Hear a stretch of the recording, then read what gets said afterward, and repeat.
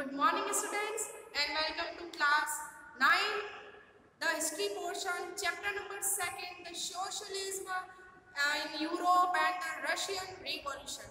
Students, in our last class we discussed about the socialism in the Europe and also came to know that how the Europeans wanted the social change in their society. And we also discussed that the many parties of the workers or a worker organization wanted to take control over the politics, so they support the political parties, so that they want because they wanted the political party or a political part of the government. तो student इस तरह से हमने देखा कि Europe के अंदर कुछ लोग सोशल चेंजेस की मांग कर रहे थे, डिमांड कर रहे थे, और इस डिमांड को पूरा करने के लिए हम लोगों ने रेडिकल्स, हमने कंजर्वेटिव्स, हमने लिबरल्स, 3 आइडियोलॉजी के बारे में पढ़ा। साथ में हमने ये भी जाना कि यूरोपियन सोसाइटी जो थी उसकी मेन जो प्रॉब्लम्स थी वो क्या थी, जिसमें हमने देखा कि प्रॉपर्टी जो थी, पर्टिकुलर जो प्राइवेट प्रॉपर्टी थी, वो सबसे बड़ा इशू था। वे लोग जिनके पास प्राइवेट प्रॉपर्टी थी वो बड़ी बड़ी फैक्ट्रीज लगाने लगे, इंडस्ट्रीज होती थी उनके पास, और अंडर में उनके जो इंडस्ट्री होती थी उसमें कई सारे वर्कर्स और लेबरर्स काम करते थे जिनको बहुत लो बेसिस मिलता था, और उनका वर्किंग जो और है या वर्किंग टाइम पीरियड बहुत लंबा होता था। एटलीस्ट 15 to 12 मिनट इन लोगों को काम करना पड़ता था इंडस्ट्री के अंदर, फैक्ट्री के अंदर, जिसके बदले में इनका वेजेस जो था बहुत कम था। इससे ये हुआ कि यूरोप के अंदर वे लोग जिनके पास प्राइवेट प्रॉपर्टी थी उनको कैपिटलिस्ट कहा जाने लगा। बच्चों, इसी के साथ हमने कार्ल मार्क्स के बारे में पढ़ा, एंजल्स के बारे में पढ़ा। 2 बहुत ही बड़े ग्रेट थिंकर्स थे जिनका इफेक्ट आगे हम लोग रशियन रिवॉल्यूशन पे देखेंगे। कार्ल मार्क्स, जिसने अपने कम्युनिस्ट आइडियाज दिए, जिसने ये डिमांड की कि यूरोप के अंदर जितने भी वर्कर्स और लेबरर्स हैं उनको प्राइवेट प्रॉपर्टी पर अपना कब्जा कर लेना चाहिए, या प्राइवेट प्रॉपर्टी खत्म कर दी जाए, या ये कह सकते कि प्राइवेट प्रॉपर्टी पर इन लेबरर्स का और वर्कर्स का हक होना चाहिए, और इस तरह से कैपिटलिस्ट सिस्टम को खत्म कर दिया जाए, और जो भी प्रॉपर्टी होगी उस पर कम्युनिटी का या कम्युनिस्ट सोसाइटी का कंट्रोल होगा, और सारी जमीन जितनी भी प्रॉपर्टी है उसके ऊपर सारे लोगों का बराबर हक माना जाएगा। जो भी प्रॉफिट आएगा या प्रोडक्शन से जो भी इनकम होगी उसका यूज लोगों के ऊपर या लोगों की पब्लिक वेलफेयर के लिए किया जाएगा। तो इस तरह से बच्चों कल हमने ये देखा कि किस तरह से यूरोप के अंदर सोशलिज्म जो था धीरे धीरे फैलता जा रहा था। लोग सोसाइटी में चेंज की मांग कर रहे थे, क्योंकि बड़े बड़े जो इंडस्ट्रीज के मालिक थे वो और ज़्यादा अमीर होते जा रहे थे, क्योंकि ज़्यादा से ज़्यादा वो लोग प्रॉफिट कमा रहे थे, जबकि इनके फैक्ट्रीज के अंदर, इंडस्ट्रीज के अंदर जो काम करने वाले वर्कर्स और लेबरर्स थे उनकी कंडीशन और ख़राब होती जा रही थी, क्योंकि उनका वेजेस तो उतना कि उतना ही था। ठीक है बच्चों, तो आज की जो क्लास है उसी से आगे हम थोड़ा सा पढ़ेंगे इकोनॉमी और सोसाइटी के बारे में। इकोनॉमी का मतलब है जो फाइनेंशियल कंडीशंस या फाइनेंशियल मैटर्स है वो इकोनॉमी कहलाते हैं बच्चों। कहने का मतलब पैसे से जुड़े हुए मामले। ठीक है, तो यहाँ पर हम मनी से रिलेटेड क्या क्या इश्यूज थे, है ना, और इसी के साथ में रशिया की बात करेंगे, रूस की बात करेंगे, जिसको हम आज की तारीख में रूस के नाम से जानते हैं बच्चों, जिसको हम रशिया कहते हैं। ये भी एक यूरोपियन कंट्री है, और साथ में हम लोग देखेंगे कि रशिया का जो इकोनॉमिक बैकग्राउंड कैसा था, वहाँ की सोसाइटी कैसी थी। क्योंकि हम आगे जाकर रशियन रिवॉल्यूशन पढ़ने वाले हैं, तो सोशल चेंजेस जो रशिया की सोसाइटी थी वो कैसी थी, किस तरह के चेंजेस की लोग वहाँ पर मांग कर रहे थे। तो स्टार्ट करते हैं बच्चों, हम अपना टॉपिक का नाम है economy and society in Europe. European society तो आपने जान ली है, समझ लिया है कि किस तरह से जो क्राउन या जो किंग था, जो नोबल्स थे, उन लोगों का पूरी सोसाइटी के अंदर अपना एक अलग ही कह सकते हैं कि लेवल था, और बाकी जो सोसाइटी थी वो पीसेंट, वर्कर्स और लेबरर्स में बटी हुई थी। पीसेंट जो थे वो विलेज या रूरल एरिया में रहते थे, जहाँ पर ये लोग क्या करते थे, कल्टीवेशन करते थे, खेती बाड़ी करते थे, जबकि वे लोग जो इंडस्ट्रीज के अंदर वर्क करते थे उन्होंने धीरे धीरे शहरों में रहना शुरू कर दिया, जिससे सिटीज की कई सारी प्रॉब्लम्स बढ़ने लगी। ठीक है। तो यहाँ हम रशिया की बात करेंगे क्योंकि आगे हमारा जो चैप्टर है वो रशियन रिवॉल्यूशन की तरफ मुड़ जाता है। ठीक है, तो जान लेते हैं रशियन सोसाइटी कैसी थी। रशिया की सोसाइटी की अगर हम बात करें तो 85% of the Russian population were pheasant. तो रशिया की जो पॉपुलेशन है उसका कम से कम 80% 85% जो पॉपुलेशन थी वो पीसेंट थी, मतलब किसान लोग थे। तो ये कह सकते हैं कि रशिया के ज्यादातर जो लोग थे कौन थे, पीसेंट थे या किसान थे। ठीक है, and they cultivated for their own needs and for the market। अब ये जो रशिया के पीसेंट थे जो भी प्रोडक्शन करते थे खेती बाड़ी से, जो भी अनाज ये लोग उगाते थे, है ना, उसका दो तरह से यूज होता था। कुछ जो कल्टीवेशन था वो मार्केट में बेच दिया जाता था और कुछ ये लोग अपनी फैमिली की नीड को पूरा करने के लिए स्टोर करके रखते थे। ठीक है, और Russia was major exporter of grain. और अगर हम ये कह सकते हैं कि रशियन रिवॉल्यूशन या 19th सेंचुरी की बात करें बच्चों, तो उस समय में रशिया पूरे वर्ल्ड के अंदर ग्रेन का सबसे बड़ा एक्सपोर्टर था। या ये कह सकते हैं कि पूरी दुनिया के जगह जगह कई हिस्सों में या यूरोप के अंदर यहाँ से ग्रेन जो थे या अनाज जो था वो बेचा जाता था दूसरे देशों में। तो आपको ये बात ध्यान रखनी है कि रशियन सोसाइटी बेसिकली 85% पॉपुलेशन जो थी बच्चों वो पीसेंट हुआ करते थे, किसान थे।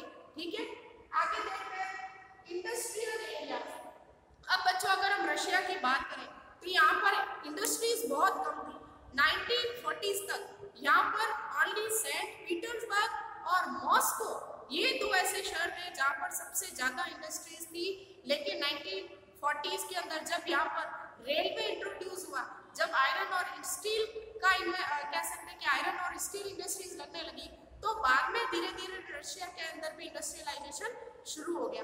तो कहने का मतलब है बच्चों 1940 से पहले तक रशिया के अंदर इंडस्ट्रीज बहुत कम थी। बेसिकली लोग पीसेंट थे, खेती बाड़ी का काम करते थे, हार्वेस्टिंग का काम करते थे। ठीक है, तो industrial area Saint Petersburg and Moscow. ये बच्चों आपको ध्यान में रखना है कि रशिया के अंदर शुरुआत में सेंट पीटर्सबर्ग और मॉस्को के अंदर ही इंडस्ट्रीज हुआ करती थी, बाकी दूसरी रीजन्स के अंदर इंडस्ट्रीज नहीं थी। ठीक है, आगे देखते हैं many factories set up in the 1890s when Russian railway was extended and the foreign investment in the industries increased। तो इंडस्ट्रीज कब शुरू हुई रशिया के अंदर? देखिए 1890s के अंदर रशिया के अंदर धीरे धीरे रेलवे नेटवर्क बिछने लगा, मतलब रेल लाइन बिछाई गई। ठीक है, और इसके बाद में लोगों ने इंडस्ट्रीज के अंदर पैसा इन्वेस्ट करना शुरू कर दिया।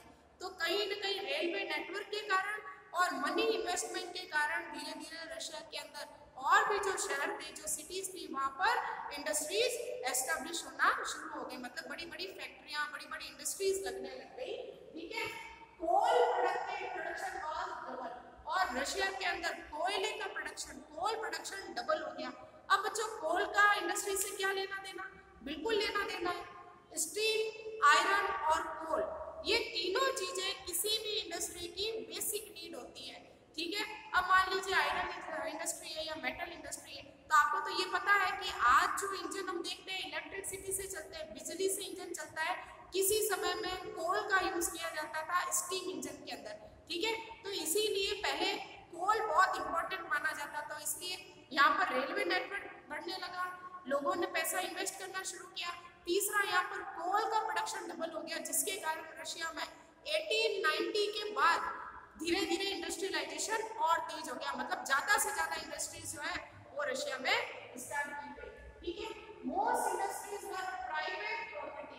ये ध्यान रखने का बच्चों कि रशिया के अंदर जितनी भी इंडस्ट्रीज थी ज्यादातर सारी की सारी प्राइवेट इंडस्ट्री थी।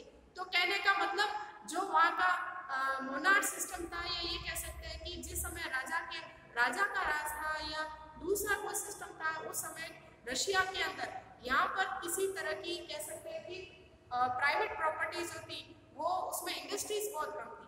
ठीक है, तो मोस्टली जितनी भी इंडस्ट्रीज थी वो प्राइवेट प्रॉपर्टी थी। और बच्चों हम लोग बात कर चुके हैं, अभी मैंने बात की, कल भी अपनी क्लास में बात की कि प्राइवेट प्रॉपर्टी सबसे बड़ी जड़ थी यूरोप के अंदर जो सोशलिज्म हुआ उसकी, क्योंकि जिनके पास प्रॉपर्टी थी वो तो पैसे वाले बन गए, रिच हो गए, और जिनके पास प्रॉपर्टी नहीं थी वो बेचारे वर्कर्स और लेबरर्स बन गए, और बाद में उनको एक लो वेजेस पर काम करना पड़ता था, छोटी सी सैलरी पर वो लोग काम करते थे, जिससे उनकी कंडीशन और खराब हो गई। ठीक है, तो या ये याद रखिएगा बच्चों कि most industries were private property in Russia and government supervise the large factories to ensure the minimum wages and the limited hour of the work। अब यहाँ पर क्या था कि रशिया के अंदर प्राइवेट इंडस्ट्रीज थी, लेकिन इन इंडस्ट्रीज में काम करने वाले वर्कर्स और लेबरर्स की कंडीशन कैसी है, इस चीज को ध्यान में रखने का काम गवर्नमेंट करती थी। तो टाइम टू टाइम जो गवर्नमेंट थी वो सुपरवाइज करती थी बड़ी बड़ी कंपनीज को, बड़ी बड़ी फैक्ट्रीज को।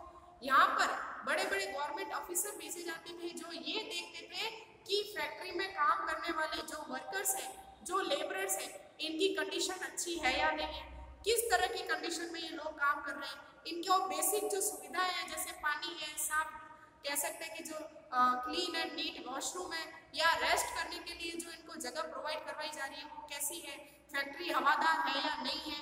तो ये सारी चीजें देखने का काम कौन करती थी, गवर्नमेंट करती थी।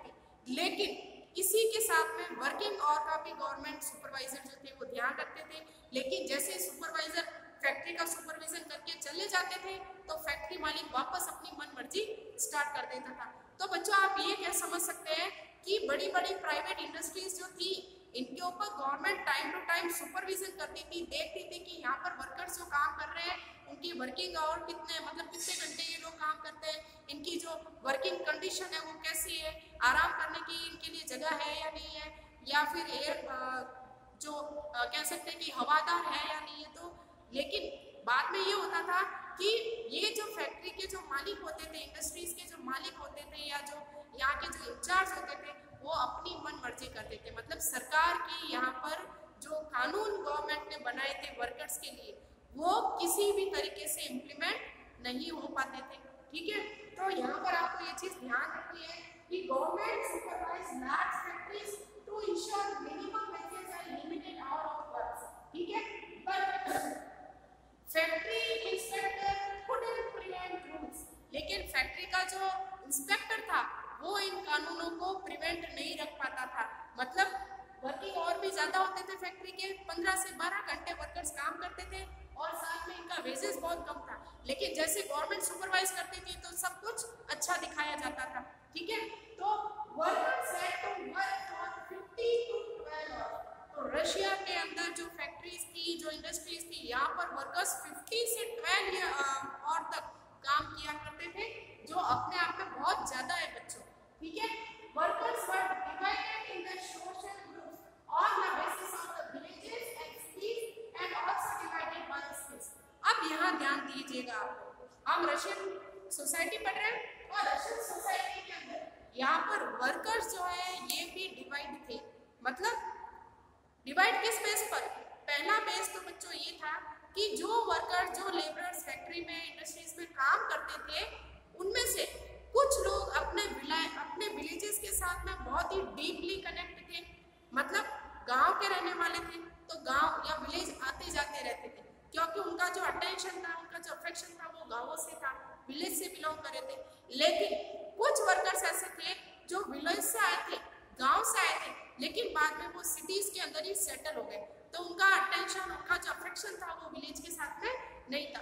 तो कहने का मतलब फैक्ट्री के अंदर या इंडस्ट्री के अंदर जो वर्कर्स, लेबरर्स काम करते थे, कुछ विलेज बैकग्राउंड से थे और कुछ ऐसे थे जो गांव से आए थे, विलेज से आए थे, लेकिन बाद में वो सिटीज के अंदर ही सेटल हो गए। दूसरा जो वर्कर्स डिवीजन था वो स्किल के बेस पर था। अब देखिए बच्चों, हम लोग देखते हैं कि इंडस्ट्रीज में जो काम वर्कर्स करते हैं उस काम को करने के लिए कुछ स्किल्स होना बहुत जरूरी है। मतलब आपको वो काम करना आना चाहिए, है ना। तो यहाँ पर अगर हम बात करें इंडस्ट्रीज की, तो यहाँ पर वर्कर्स जो थे वो स्किल्स के बेस पर भी डिवाइड थे।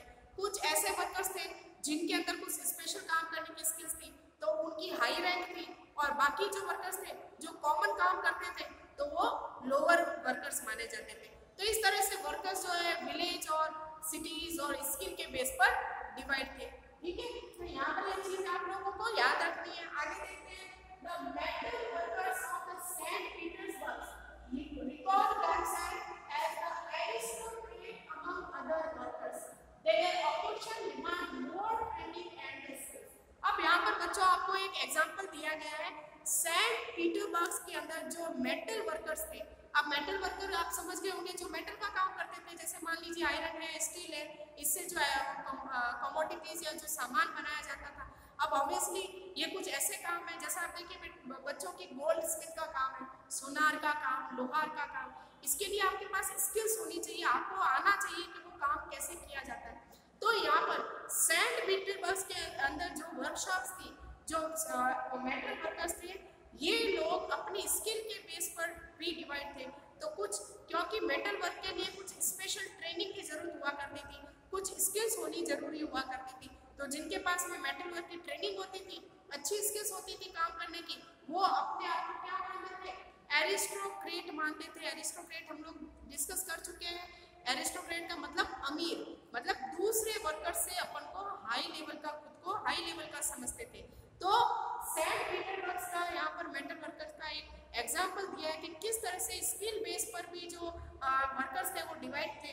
ठीक है, आगे हम लोग बात करते हैं अगर वुमेन्स की, अगर हम वुमेन की बात करें, औरतों की बात करें, तो रशिया के अंदर इंडस्ट्रीज में कम से कम 31% वुमेन काम करती थी, जिनका वेजेस भी मैन के अगर कंपैरिजन में बहुत लेस होता था, मतलब आदमियों से कम वेजेस इन महिलाओं का दिया जाता था। ठीक है, तो womens made up 31% of the factory labour and were paid less than man.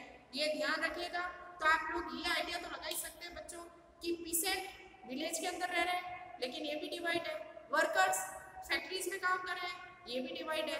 Women's जो सोसाइटी का हिस्सा है, लेकिन बहुत ही हम कह सकते हैं कि बहुत ही डाउन स्टेप पर काम कर रही है, बहुत ही नीचे स्तर पर यहाँ पर जो वुमन थी वो काम कर रही थी। तो ये समझ सकते हैं कि सोसाइटी के अंदर जो वुमेन्स की कंडीशन थी वो बिल्कुल भी अच्छी नहीं थी, क्योंकि फैक्ट्री के अंदर 31% वुमेन काम कर रही है, लेकिन उनका वेजेस मैन से भी कम है। आदमियों को जो सैलरी या जो वेजेस मिल रहा था उससे भी कम वेजेस जो था वो इन वुमेन का हुआ करता था। ठीक है, अब आगे देखते हैं सब workers form the association to help the members. अब यहाँ ध्यान दीजिएगा बच्चों कि जिस तरह से हमने कल यूरोपियन सोसाइटी में ये पढ़ा कि कुछ वर्कर्स और लेबरर्स जो थे उन्होंने अपनी वर्कर एसोसिएशन बना रखी थी, ताकि अपने जो वर्कर्स एसोसिएशन के जो मेंबर है उनको हेल्प कर सके। जैसे मान लीजिए कि कभी कोई फाइनेंशियल प्रॉब्लम हो गई या कोई डिजीज हो गई और पैसे की जरूरत है किसी मेंबर को, तो ये वर्कर्स जो थे अपने फंड में से इस वर्कर की हेल्प करने के लिए उसको मनी प्रोवाइड कराते थे।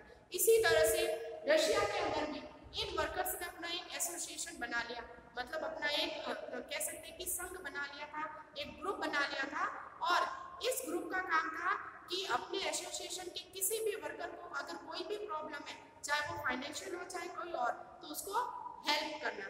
ठीक है, इसी के साथ वर्कर्स ने strike when they disagree with the employers about the work condition। इसी के साथ देखिए बच्चों कि रशिया के अंदर जो वर्कर्स थे वो कई बार स्ट्राइक भी करते थे। स्ट्राइक मतलब हड़ताल करते थे। अब हड़ताल क्यों करते थे? क्योंकि कई बार कंपनी या फैक्ट्री के अंदर जो एम्प्लॉयज होते थे, एम्प्लॉयज मतलब आप समझ गए, जो पेपर वर्क करते थे, जो कुर्सी पर बैठकर बस हुक्म चलाते थे, वो एम्प्लॉयज हुआ करते थे। एम्प्लॉयज के साथ उनका वर्क कंडीशन को लेकर कई बार ये स्ट्राइक करते थे। आपको बता दें बच्चों की फैक्ट्रीज इंडस्ट्रीज के अंदर काम करने वाले इन वर्कर्स की कंडीशन पहले बहुत खराब थी, क्योंकि जहाँ पर जिस इंडस्ट्री में ये काम करते थे वहाँ पर ना तो प्रॉपर कह सकते हैं कि हवा की व्यवस्था थी और ना ही रोशनी की, ना लाइटिंग की सिस्टम अच्छा था, ना ही साफ पानी पीने को था, और जब इनका लंच टाइम होता था तो इनको आराम करने के लिए जगह भी नहीं मिलती थी और न ही समय दिया जाता था। तो इस तरह से वर्किंग कंडीशन को लेकर कई बार ये वर्कर्स जो थे वो स्ट्राइक कर दिया करते थे। ठीक है, अब frequent strike took place in the textile industry in the 1896 to 1897। Russia के अंदर फ्रीक्वेंट स्ट्राइक का मतलब लगातार रशिया के अंदर जितनी भी इंडस्ट्रीज थी, खास करके टेक्सटाइल इंडस्ट्री, यहाँ के वर्कर्स ने लगभग 1980 96 से लेकर 1897 के बीच में, मतलब लगभग एक साल के अंदर सबसे ज्यादा रशिया के अंदर स्ट्राइक्स हुई। क्यों हुई? वर्किंग कंडीशन को लेकर, अच्छी कंडीशन नहीं मिल रही है काम करने के लिए, तो वर्कर्स क्या करेंगे? स्ट्राइक ही करेंगे। इसके अलावा जो मेटल इंडस्ट्रीज थी, यहाँ पर 1902 के अंदर सबसे ज्यादा स्ट्राइक हुई थी वर्कर्स, ठीक है। तो आप ये समझ सकते हैं कि बच्चों की रशिया के अंदर जो वर्कर्स जो इंडस्ट्रीज के अंदर काम कर रहे थे, उनकी कंडीशन बिल्कुल भी अच्छी नहीं थी। बहुत सारी प्रॉब्लम्स वो लोग फेस कर रहे थे। हम लोग डिस्कस कर चुके हैं कल कार्ल मार्क्स को, हमने पढ़ा था कि कार्ल मार्क्स ने ये कहा था कि वे लोग जिनके पास प्राइवेट प्रॉपर्टी है वे कैपिटलिस्ट है। कैपिटलिस्ट एक ऐसा इकोनॉमिक सिस्टम है जहाँ पर इंसान का मेन एम से प्रॉफिट कमाना होता है, उसको किसी से कोई लेना देना नहीं है, किसी का चाहे बुरा हो रहा है चाहे किसी का नुकसान पहुंच रहा है, उसे प्रॉफिट की से ही मतलब है। तो जब प्रॉफिट मिलेगा तो वो किसकी जेब में जाएगा? वर्कर्स की जेब में थोड़ी जाएगा। वो वर्कर, वो जो प्रॉफिट है कौन लेगा? इंडस्ट्री का मालिक लेगा, तो वो ज्यादा अमीर होगा, ज्यादा रिच हो जाएगा। जबकि उसके अंडर में जो लोग काम कर रहे हैं, जो वर्कर्स काम कर रहे हैं इंडस्ट्री के अंदर, उनका वेजेस तो वही का वही है, जबकि प्रॉफिट किसके कारण मिल रहा है? वर्कर्स के कारण मिल रहा है। लेकिन फिर भी वर्कर्स को उसका कोई फायदा नहीं पहुंचता था। तो इस तरह से वर्कर्स जो थे अब सेटिस्फाइड नहीं रहे, बहुत दुखी थे, बहुत परेशान थे बच्चों, इसीलिए इन्होंने स्ट्राइक करना रशिया में शुरू कर दिया। अब हम बात करते हैं यहाँ पर पीसेंट सेक्शन की। हालांकि हम लोग पीसेंट के बारे में आगे बहुत छोटी सी बात डिस्कस कर चुके हैं, आगे देखेंगे कि रशिया में जो पीसेंट थे वो भी डिवाइड थे, ठीक है। तो in country side pheasant cultivated most land but church, crown, Orthodox church own the property. अब देखिए विलेज, अगर विलेज रीजन की बात करें, अगर हम पीसेंट की बात करें, तो यहाँ पर रशिया के अंदर जितने भी पीसेंट थे सबसे ज्यादा कल्टीवेशन करते थे, लेकिन लगभग 50 से 60% जो लैंड था उस पर किसका हक था? उस पर चर्च का हक था, क्राउन का हक था, क्राउन मतलब राजा का, और उसके अलावा ऑर्थोडॉक्स चर्च। बच्चों ऑर्थोडॉक्स चर्च का मतलब है कि जो क्रिश्चियन रिलीजन है ना, ये भी 2-3 प्लेन के अंदर डिवाइड है। तो रशिया के अंदर ऑर्थोडॉक्स जो चर्च था उसमें लोग ज्यादा बिलीव करते थे। तो कहने का मतलब जो जमीन थी उस पर किसका हक था?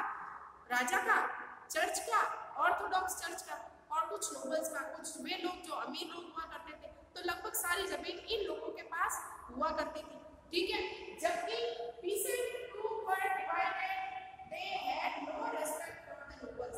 अब यहाँ पर रशिया के अंदर पीसेंट जो थे वो भी डिवाइड थे।